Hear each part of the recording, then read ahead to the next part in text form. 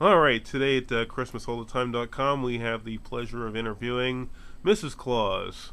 Good morning, Mrs. Claus. Good morning. How are you? All right, how are you doing today? I'm just fine.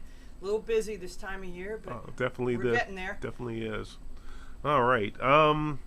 A question for you this morning. Can you tell us a little bit about the history of Santa Claus and how he embodies the spirit of generosity? Sure. Small child born to a wealthy, elderly couple, older couple, and they died of the plague. So when they died of the plague, he became schooled by the bishops and by the priests in the area.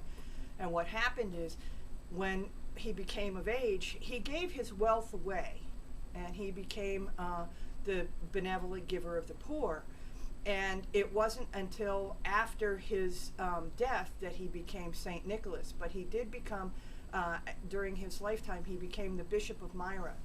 But what he did was he would hear things in the community, and there's the story of one gentleman who had 3 daughters, and he wanted the daughters to marry well, but he didn't have the dowries for the daughter.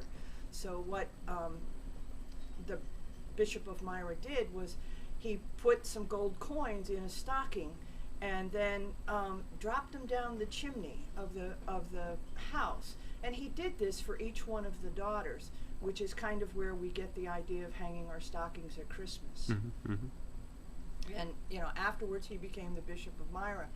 Well, from there it went to some of the other artists. Thomas Nast is one of them, and 'Twas the Night Before Christmas.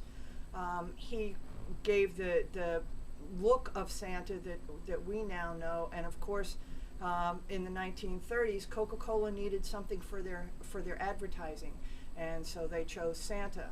And obviously, for obvious reasons, we now associate Santa with Christmas and with the Coca-Cola ads. Mm-hmm. And one of the notable things about Thomas Nast was the drawing that he did of Santa Claus visiting the Union troops in the Civil War. Absolutely, absolutely. Santa has always been very patriotic.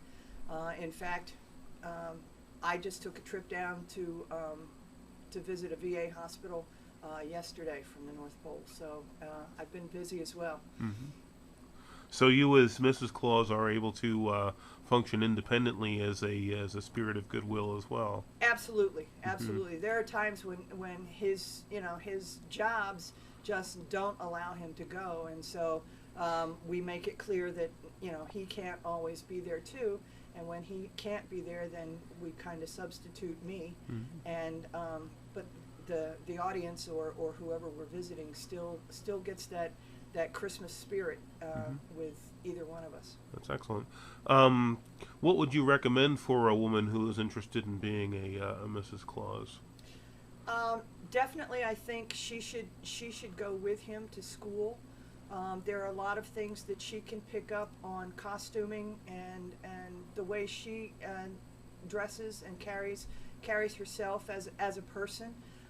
There is a Mrs. Claus commission that is being set up, and it's part of the embodiment of the Christmas spirit as well. And any workshop she can attend. The makeup workshops, the history of Santa workshops, because she can do those things on her own.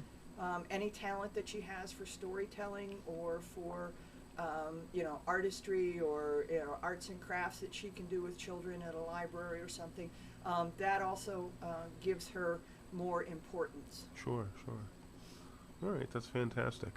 And Mrs. Claus, what is your favorite holiday treat? I know Santa's into milk and cookies, or at least this Santa doesn't do well with the milk, but he sure does love the cookies. Oh, he loves the cookies. That's why we keep the elves busy in the bakery, because he's always over there snitching. How about yourself? Probably, I would say plum pudding, and I haven't had it in years. Oh, I love plum pudding. One of my favorites. Yep. One of these days I'll have to get the bakery to make me some. You have to find some English elves to make you a proper one. Yep. All right. Well, thank you very much for your time, Mrs. Claus. Oh, you're welcome. And we're glad to have you here on ChristmasAllTheTime.com. Okay, have a good holiday. Thank you. Bye.